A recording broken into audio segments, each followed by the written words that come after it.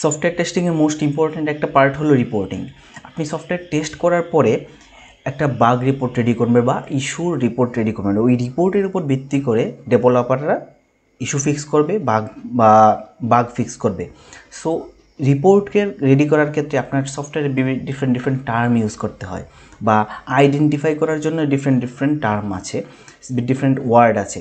So যেমন menu bar, ফুটার, section, পাশাপাশি অনেক দেখা যাচ্ছে প্লেস হোল্ডার।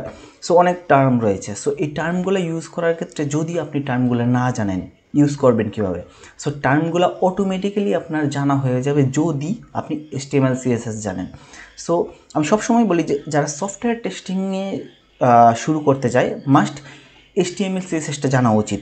তাহলে কি হবে, সফটওয়্যার ডিফারেন্ট টার্ম সম্বন্ধে তার সফটওয়্যারের ডিফারেন্ট টার্ম সম্বন্ধে তার অটোমেটিক্যালি জানা হয়ে যাবে।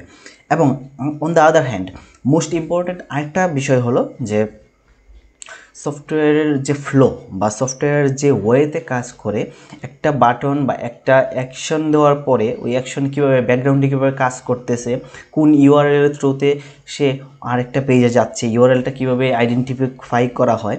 সো 100% না হলে 50 to 60% সফটওয়্যারের ব্যাকগ্রাউন্ডের জিনিসের পাশাপাশি ফ্রন্ট এন্ডে কীভাবে কাজ করছে, সো সফটওয়্যারের বা ওয়েবসাইটের কীভাবে কাজ করছে বা ফ্লোটা অনেকটাই বোঝা যায়, বা ফ্লোটা অনেকটাই সে শিখে যাবে যদি সে HTML CSS জানে।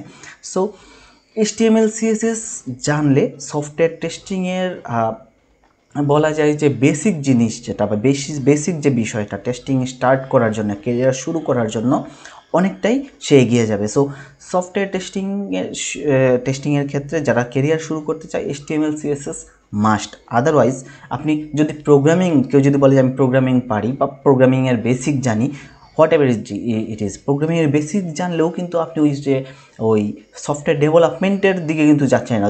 যদি সফটওয়্যার ডেভেলপমেন্টের দিকে না যান, আলটিমেটলি কিন্তু আপনি ওই বিষয়গুলো জানতেছেন না, বা সফটওয়্যারের যে টার্ম, পাশাপাশি সফটওয়্যারের যে রিয়েল লাইফ এক্সপিরিয়েন্স যাকে বলে, যে সফটওয়্যার কীভাবে ব্যাকগ্রাউন্ডে কাজ করতেছে বা ইয়েতে কাজ করতেছে, ওই জিনিসগুলো কিন্তু আপনি ওই বিষয়গুলো আপনি বুঝতেছেন না যদি না আপনি ডেভেলপমেন্টে যান।